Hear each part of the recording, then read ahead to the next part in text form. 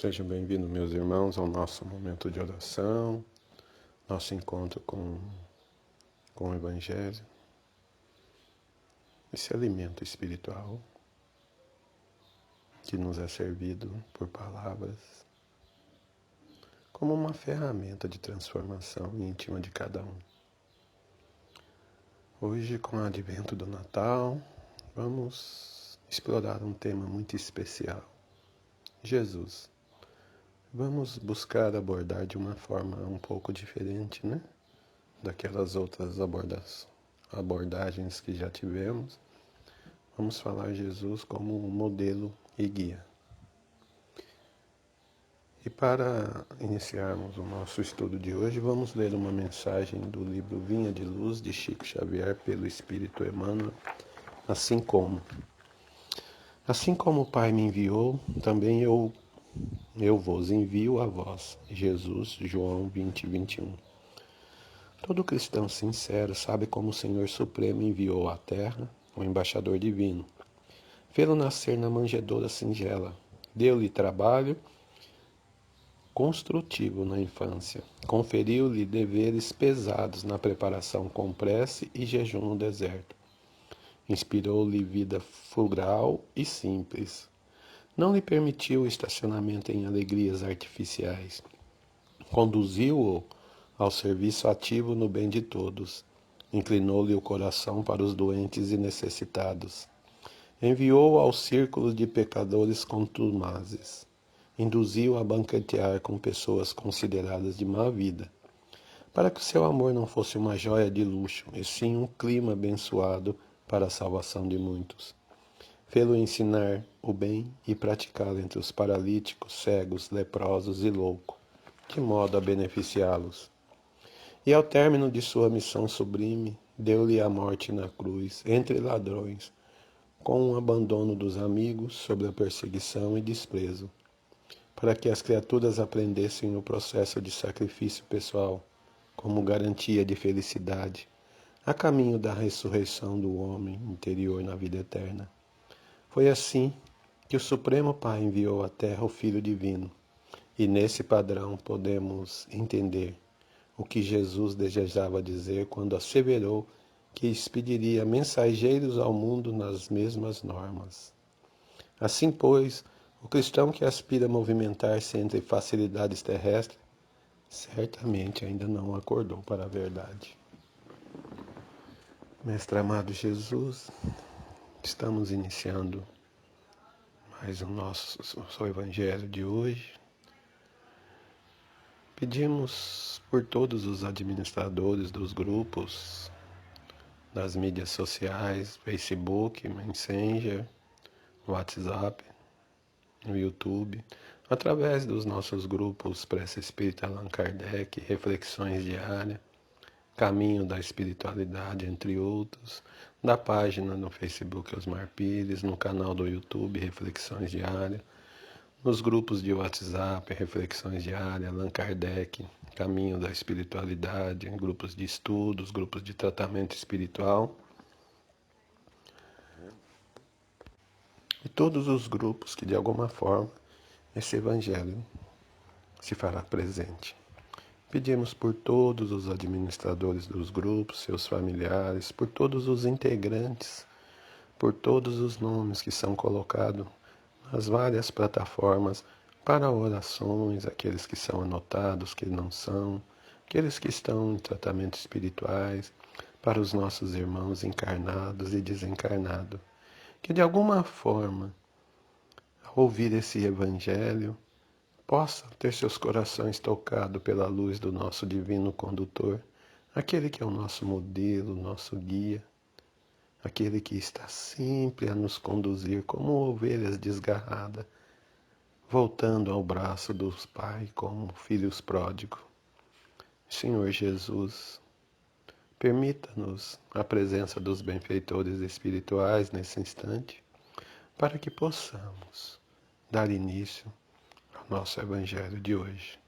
Gratidão por ser esse modelo, por ser esse guia, por ser a perfeição. Gratidão por estar sempre conosco, por despender todo o amor divino em prol do nosso crescimento. Gratidão, gratidão, gratidão.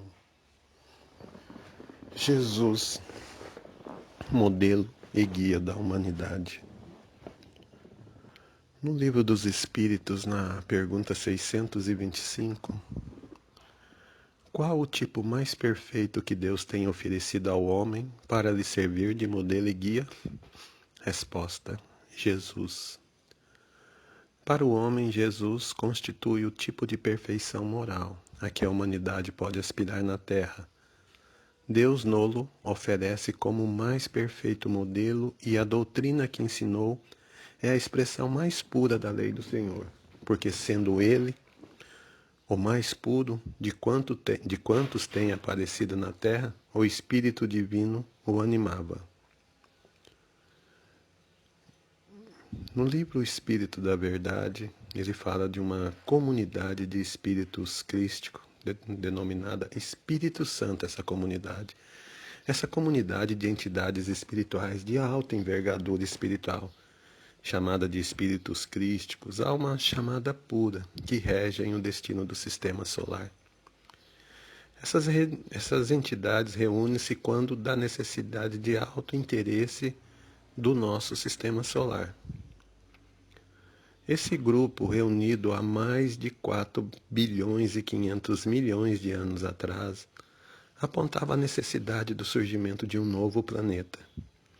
Em reunião ficou esclarecido que um dos membros desse grupo ficaria sendo o responsável, o tutor, gerenciando os caminhos e as diretrizes desse novo orbe que iria nascer. E desses membros foi designado um para essa função: Jesus. Como podemos ver, há 4 bilhões e meio, Jesus já era um espírito crístico, já estava no último grau de evolução. Nesse período, o sistema solar ainda estava em formação. As partículas ainda estavam dispersas, estavam sendo aglutinadas por uma equipe de entidades altamente especializada e sob o comando desse que seria o governador desse orbe. Esse grupo de espíritos tem o nome de Espírito Santo. Então, o governador, auxiliado por esse grupo de Espírito Santo, inicia o trabalho de construção da vida na Terra. 1 bilhão de anos. Que segundo Alexander Ivanovich Oparin, que em 1930 apresentou ao mundo uma teoria da origem da vida, que mostrava o processo sucessivo em que a matéria inorgânica havia se transformado em matéria orgânica. Ele não apresentou detalhes de como esse processo era feito, mas aí depois, 24 anos mais tarde, Stanley Miller e Sidney Walter Fox fizeram a segunda descoberta. O grande feito do cientista foi realizado em 1952, alguns dizem 1953, sobre a supervisão de Harold Hooley, quando ambos estavam na Universidade de Chicago, num recipiente projetado para ser uma versão artificial da suposta atmosfera terrestre primitiva, uma mistura de hidrogênio, água, amônia e metânio. A dupla disparou cargas elétricas para simular o efeito de raio. E o resultado, após uma semana, aconteceu o aparecimento espontâneo de glicina, de alanina, que são aminoácidos, moléculas orgânicas não complexas. Esse experimento é considerado um marco histórico nas pesquisas a respeito da origem da vida. Embora novos enfoques tenham questionado a sua validade devido em parte à improbidade de uma atmosfera altamente redutora na Terra primitiva, porém muitas pessoas já refizeram o experimento. Em todos os casos aconteceram a mesma coisa. Então essa foi uma descoberta de Stanley Miller, comprovada depois por Stanley Miller e Sidney Fox. Há 1 bilhão de anos começou esse processo. Assim, segundo os estudos, o tempo necessário para a transformação da matéria inorgânica para o surgimento dos primeiros aminoácidos é de 1 bilhão de anos. Ou seja, a Terra levou 1 bilhão de anos para sair do processo inorgânico para os primeiros compostos orgânicos, sem que isso fosse ainda a vida em si. Foram só para essa primeira fase, 1 bilhão de anos. Mas 2,5 bilhões depois desse 1 bilhão de anos, levaria para que surgisse a primeira célula. Então nós já estamos em 3,5 bilhões de anos para que surgisse na Terra a primeira célula. Assim, o governador da Terra despendeu 3,5 bilhões de anos para que surgisse na Terra a primeira célula, sem desistir do seu processo. São 3,5 bilhões investindo apenas para que a vida surgisse na Terra. Será que nós despenderíamos tantos dias num processo, mesmo que guardada ao nosso tempo, né, que é um tempo relativamente diferente? Será que nos nossos projetos nós mantemos a paciência, cumprimos rigorosamente os prazos, as etapas, sem perdermos a paciência um dia sequer? Sempre com a mesma determinação, com o mesmo amor envolvido? Engenharia e amor. O governador começa então um trabalho progressivo junto aos engenheiros siderais, aos engenheiros genéticos, trabalhando na evolução das espécies que viveriam nesse orbe. Com isso, as formas de vidas que viviam na vida física e era aprimorada no plano espiritual pelos engenheiros genéticos, adaptando às condições do planeta e ao seu nível de desenvolvimento. Como o planeta geológico da Terra vinha passando por processos, né, constantes, aquelas formas de vidas tinham que ir se adaptando. Então elas vinham na Terra e logo que voltava ao plano espiritual era modificada geneticamente para irem se adaptando à nova atmosfera. E nisso foi mais um processo de 500 milhões de anos. Já havia sido 3,5 bilhões de anos. E os engenheiros genéticos, né, sob a supervisão do governador da Terra, propiciou então que nesses 500 milhões de anos saísse das primeiras células para os seres vertebrados, os primeiros peixes.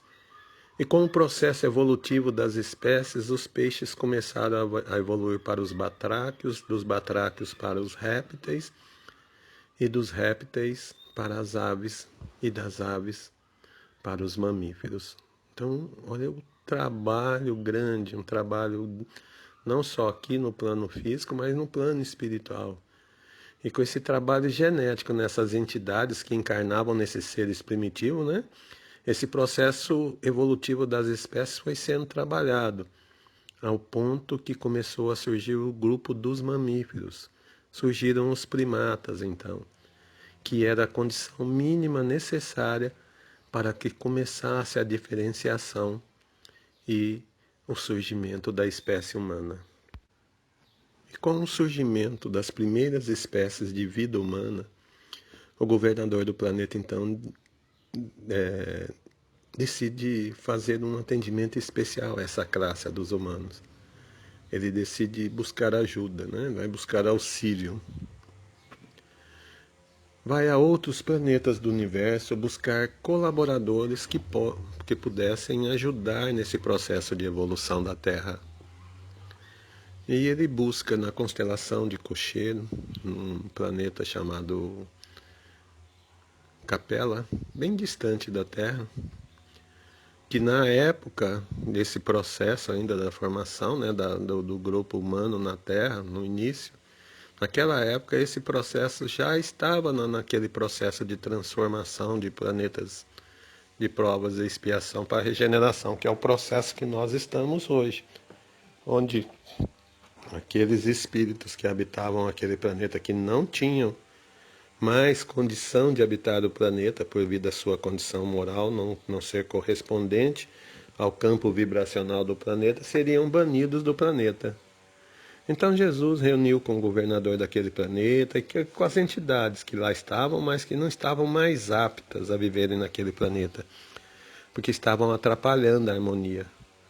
mas que, no entanto, no início da vida da Terra, né, eles seriam muito úteis na evolução do planeta, porque lá em Capela eles eram a retaguarda do planeta, né? Eles não estavam mais comportando na biosfera do planeta.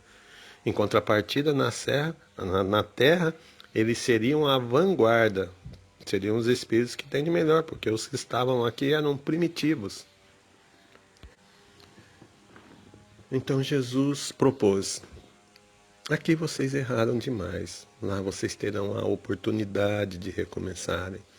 É um planeta novo, em formação, e ao se resolver intimamente, adquirindo uma evolução moral, tornarão assim aptos a retornarem ao seu planeta de origem. Mas eles falaram: mas Senhor, não nos falta conhecimento intelectual. O que nos falta é conhecimento moral.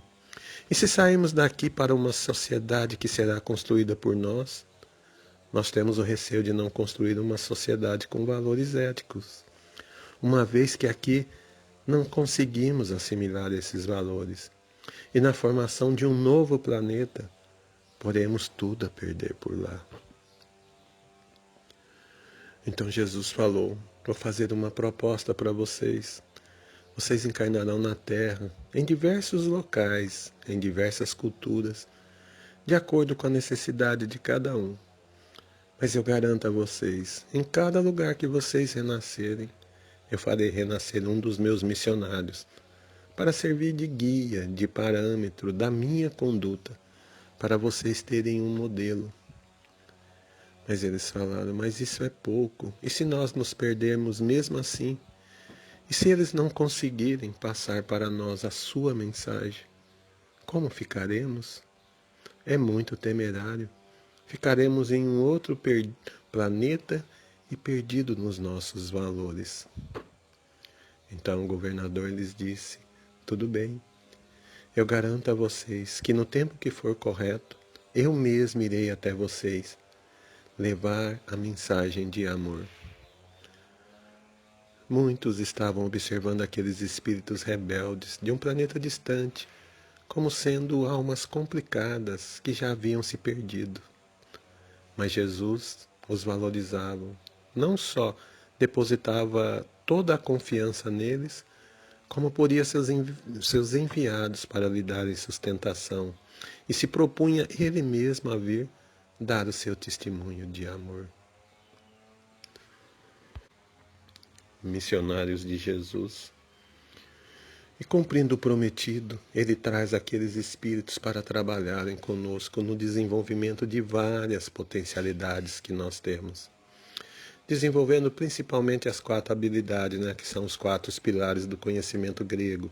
Ciência, pois eles já eram bem evoluídos intelectualmente, sabiam de muitas coisas. A filosofia, porque então aqueles espíritos que estavam aqui primitivos mal sabiam pensar. Religião, eles vinham desenvolver nosso sentimento religioso. Arte, vinha desenvolver nossa arte. E além desses atributos, também haveria uma outra contribuição, que seria o embelezamento, né, da espécie humana, através do processo de evolução dos corpos humanos. Assim, esses espíritos nascidos de maneira natural, filho de mulheres primitivas, traziam em si um germe de mutação genética que ampliava a caixa craniana, que melhorava o sistema nervoso, que ampliava as condições de manifestação do conhecimento, fazendo com que eles se desenvolvessem uma série de informações que nós não tínhamos, como agricultura, domínio do fogo, capacidade de nos organizarmos como Estado, a civilização dos povos como nação. E assim, em várias partes do globo, essas entidades se manifestaram. E trouxeram conhecimentos difíceis, inimagináveis para aquela época. Os egípcios construíram pirâmides, os gregos tinham uma discussão profunda de que até hoje forma a base do pensamento filosófico, matemático, né? Tinha escultores até hoje sem igual. romancista, né? Tinha os versos de Homero, então eram conhecimentos que nós não temos base para analisar para um povo daquela época. Os romanos tinham conhecimento de direito, que até hoje forma a base de várias leis de vários países naquela época. Os chineses dominavam a astronomia, a matemática, os sumérios tinham um conhecimento enorme para uma época tão distante da nossa. E os hebreus já sabiam da existência de um Deus único. Então esses missionários, cada um no seu lugar, começaram a trazer a mensagem de Jesus, mas segundo a compreensão daqueles povos. Para nós termos uma ideia, Leucipo e Demócrito, filosofando sobre átomos, a palavra átomo vem do grego. A é igual a não, tomo, divisão. Significa algo que não pode ser cortado, pois se acreditava que os átomos eram indivisíveis e a matéria era composta por essas minúsculas partículas elementares de várias formas e tamanhos. Isso naquela época, que não tinha microscópio, não tinha nada, já se falava. Depois, é lógico, através do processo de fissão nuclear, soube-se que o átomo pode ser dividido. Mas esse conhecimento para aquela época falava que tudo que toma forma visível era formado por uma célula indivisível e que essas células indivisíveis unidas formava tudo que era visível. Então, com a vinda desses espíritos evoluídos intelectualmente, a civilização antiga floresceu, deu um salto evolutivo intelectualmente. E conforme ele havia prometido, trouxe seus missionários que vieram encarnados em lugares distintos da Terra, trazendo a mensagem a todos esses povos. Na Índia veio Krishna, no Nepal veio Siddhartha Gautama, o Buda, na Grécia veio Sócrates, no Egito veio Hermes de Trimegisto, né? Tantos outros nomes que se dividiram em várias partes do mundo, para que nenhuma dessas civilizações se sentisse abandonadas ou desconsiderada em termos das verdades morais que se deveriam fazer. Assim, o governador da terra mais uma vez cumpria sua palavra. Ele mandou os mensageiros conforme havia prometido. Ele teve planejamento, ele teve responsabilidade e teve amor. Assim, o objetivo de compor uma civilização consciente na Terra estava se formando depois de 3 bilhões e meio, podendo ele assim trabalhar os conceitos de maneiras mais nítidas. E como havia prometido, ele também programou a sua vinda. Espíritos que acreditavam no Deus único, os hebreus, 900 anos antes do nascimento dele, começaram a ter lampejos, que num momento alguém diferente iria nascer. Várias profecias eram escritas de como ele seria. Por fim, o Verbo se fez carne. Conforme ele havia prometido, o governador planetário, que participou desde as primeiras aglutinações das poeiras cósmicas até a formação da vida inteligente na Terra, se preparava para descer à Terra e deixar a sua mensagem de amor. Esse espírito crístico diminuiu-se e veio para encarnar entre os homens. Então, o Verbo se fez carne. Não é um Deus, é um espírito, mas um espírito de condição moral elevadíssima. Ele se reduz e renasce entre os homens. Renasce na época em que o Império Romano estava no início do seu apogeu. O Império Romano tinha 17 subdivisões, que eram chamadas de diocese. E entre essas dioceses, numa delas estava a mais pobre de suas províncias. E ele nasceu na província mais pobre. E na província mais pobre havia 3 regiões. E das 3 regiões, ele escolheu a mais pobre. Assim ele nasceu na mais pobre da mais pobre das regiões que ele poderia ter nascido do Império Romano. Não escolheu lugar de luxo ou de ouro, mas nasceu num lugar simples, numa manjedoura. Viveu nos vilarejos, com os pastores, pescadores, pessoas simples, com os pecadores, e só esteve nas cidades grandes em 3 vezes da sua vida. A primeira aos 8 dias, para que se cumprisse um regulamento da religião da época. O costume está de acordo com Halachá, que é a lei judaica, que afirma que os meninos devem ser circuncidados 8 dias depois do seu nascimento, numa cerimônia chamada de Brit Milá. A segunda, depois aos 12 anos, quando teria cumprido um segundo rito da religião da época, é o Bar Mitzvah, que é filho do mandamento. É a cerimônia que insere o jovem judeu como um membro maduro na comunidade judaica. Ao completar 13 anos, o homem é chamado pela primeira vez para a leitura do Torá, conhecido como Pentateuco, pelos cristãos. Ao ser chamado pela primeira vez, o jovem pode a partir daí entregar o minyan. Minyan é um quórum mínimo de 10 adultos para a realização de certas cerimônias judaicas. E a terceira vez foi quando foi a celebração, então foi sentenciado à morte. Humildade. Ao fazer isso, o governador da terra mostra uma humildade sem tamanho.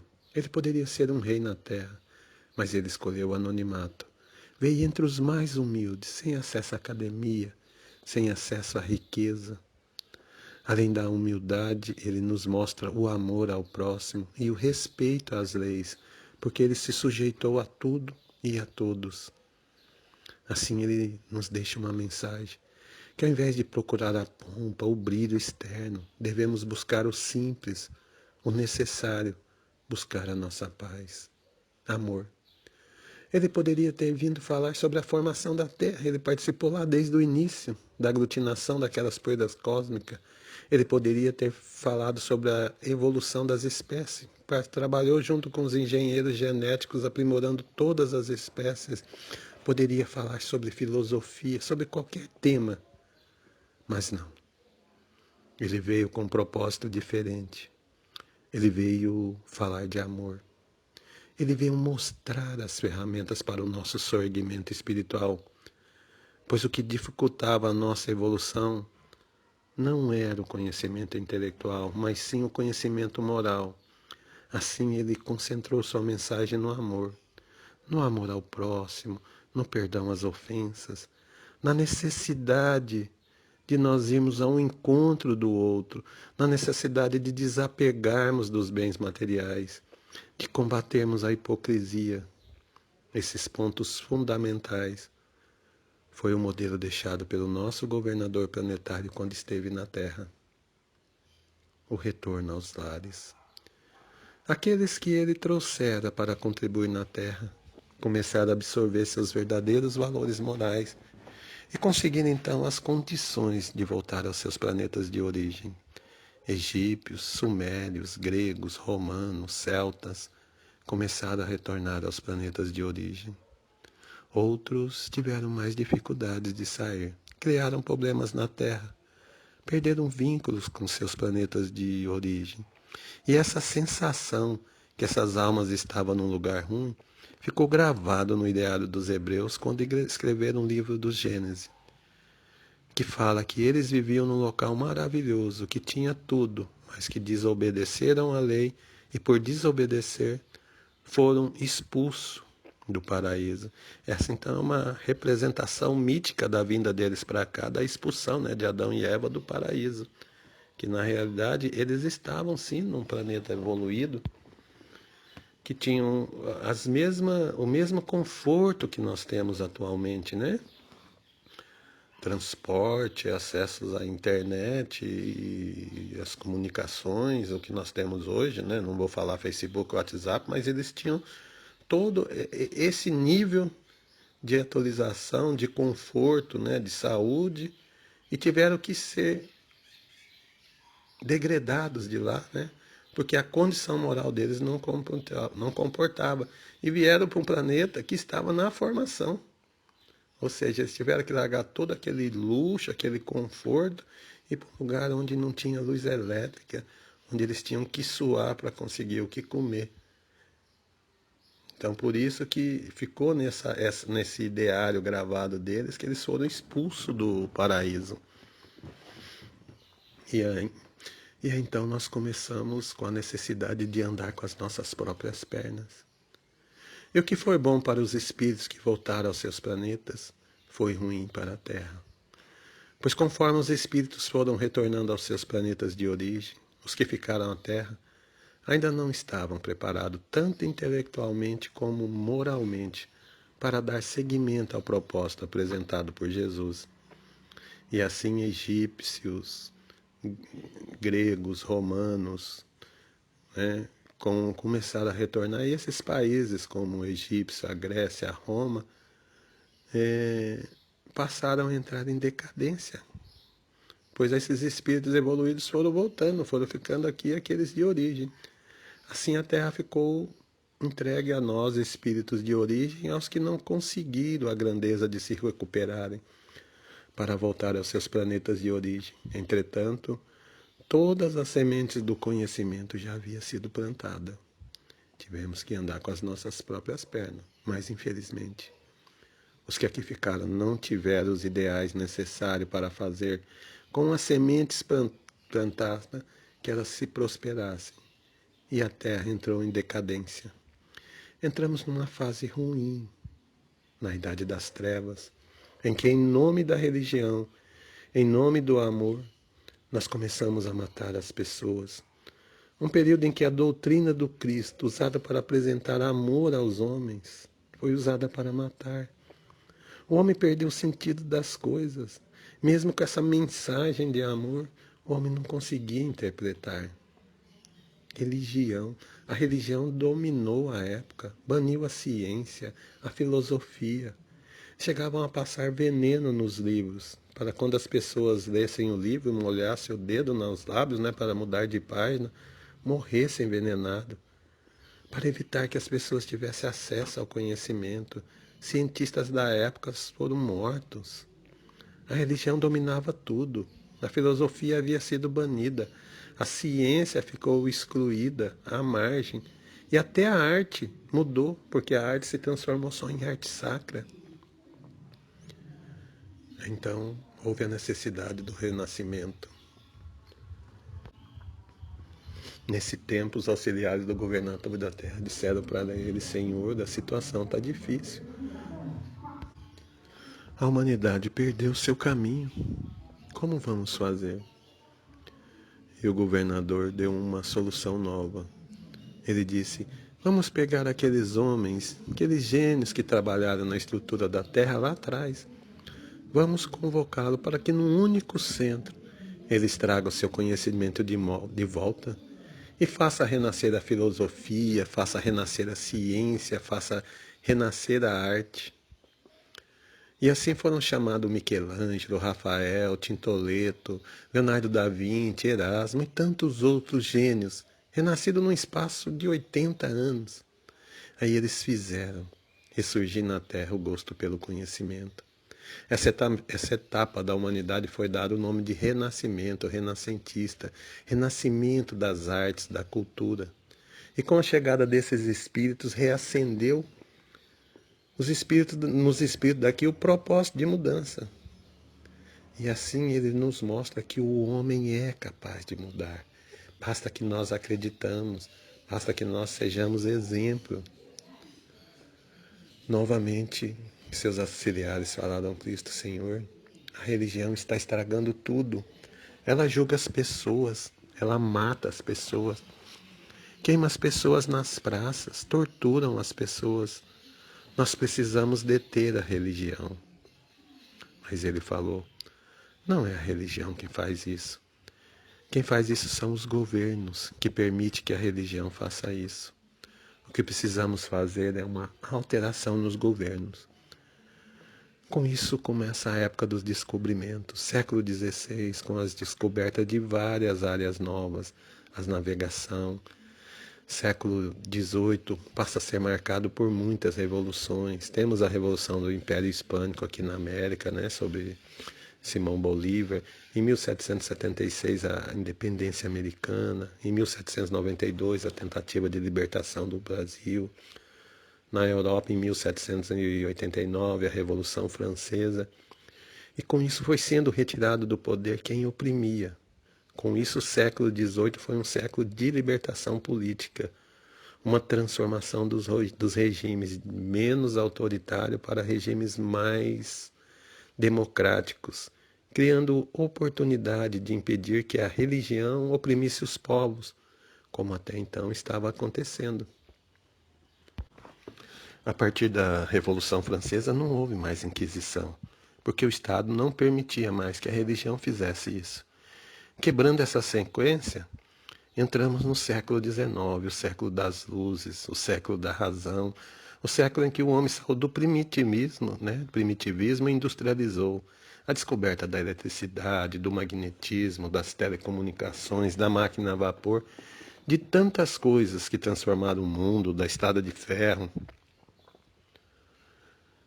Mas o homem, que até então sempre tiveram uma crença, no século XIX ficou o século do materialismo, o século da razão. O homem deixou de descrer em tudo. Então, novamente, o governador da Terra teve que trazer uma nova proposta, uma proposta diferenciada. Novamente, ele trouxe o Espiritismo, que veio para evitar que o homem enlouquecesse nesse caminho científico e pegasse outro caminho, igual aos trilhados lá no passado de extremismo. Aquilo que havia prometido há muitos anos, quando ele falava de um consolador prometido, viria no tempo oportuno, para relembrar que ele havia dito num século de excessos, de um homem sofrido, à margem da loucura. A mensagem do Espiritismo vem unir ciência e religião, vem promover a transformação moral.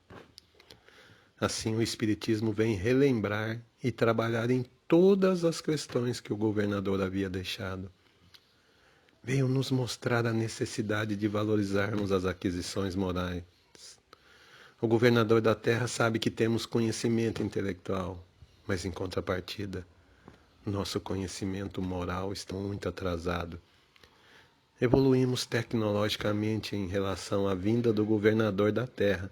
Temos conforto, tecnologia, cura de doenças, uma série de aquisições intelectuais que melhoraram muito a nossa qualidade de vida.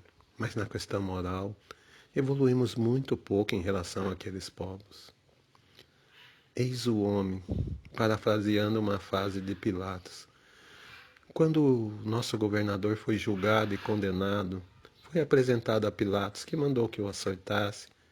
Após a volta de Jesus, vilipendiado, açoitado, com uma coroa de espinho, ensanguentado, Pilatos apresentou à população e disse: Eis o homem. E no sentido real da palavra, não de Pilatos. Eis o homem, eis o modelo, eis o guia, eis o exemplo de tudo que devemos seguir. Eis o homem que não é físico, mas um homem moral. Aquele que esteve preparando a nossa casa por 4 bilhões e meio de anos. Aquele que se reduziu para nos mostrar o que é amor. Aquele que nos ensinou a amar, a perdoar, a ser humilde. Eis o nosso modelo. Eis o nosso guia, Jesus Cristo. Gratidão, Pai. Gratidão, Mestre. Pela misericórdia divina, tivemos a oportunidade de ter um guia tão maravilhoso. A gratidão que nos envolve nesse instante é muito grande. Respirem fundo, equilibre suas energias. Vamos nos preparar com a presença dos nossos irmãos benfeitores espirituais nesse instante, ouvindo cantos celestiais. Vamos buscar na nossa oração de encerramento a gratidão por esse momento tão divino, tão especial. Mas antes, como eterno pedintes que somos, pedimos, Mestre querido, que vai até os hospitais, cuidar dos doentes, dos aflitos, que vá aos presídios, cuidar daqueles irmãos que perderam pelo caminho. Olhe por aqueles corações dos nossos irmãos viciados que caminham no limiar da loucura, esse vício que perpetua mesmo além da morte do corpo físico. Olha pelos casais, olha por aquele pai de família que não está conseguindo ter a dignidade para sustentar sua família. Olha por todos os planetas desse orbe da nossa galáxia. Nossa, principalmente pelo nosso orbe terrestre, pela Terra, pelos governantes, para que todos tenham discernimento. Olhe pelos nossos políticos nas esferas federais, estaduais e municipais, para que eles possam ter discernimento e que retorne para a população, principalmente a mais carente, todo o imposto que lhe é devido ao Estado. Olhe por cada um dos membros desse grupo, por cada um dos que estão ouvindo essa oração. Olhe por cada um que nós elevamos nossos pensamentos, dos nossos parentes, dos nossos entes queridos, tanto os encarnados como os desencarnados. Olhe por essa população de desencarnados que nos rodeiam. Muitos ainda vagueiam perdidos, não compreendem a sua situação. Alguns apegados aos seus parentes, outros apegados aos seus vícios. Devolva-lhe a esperança e a alegria de viver. Olhe pelos administradores dos grupos. Olhe por todos nós, Pai. Gratidão. E que possamos unir agora, nesse instante, encarnados e desencarnados. Dar-nos a mão, unirmos os nossos perispíritos, para que possamos, então, fazer a oração que nos deixaste. Pai nosso que estais no céu, santificado seja o vosso nome. Venha a nós o vosso reino. Seja feita a vossa vontade, assim na terra como no céu. O pão nosso de cada dia nos dai hoje. Perdoai as nossas ofensas, assim como nós perdoamos a quem nos tem ofendido. Não nos deixeis cair em tentação, mas livra-nos do mal. Amém. Se conosco, Pai, hoje e sempre, porque Tu és o nosso guia. Que assim seja. Graças a Deus.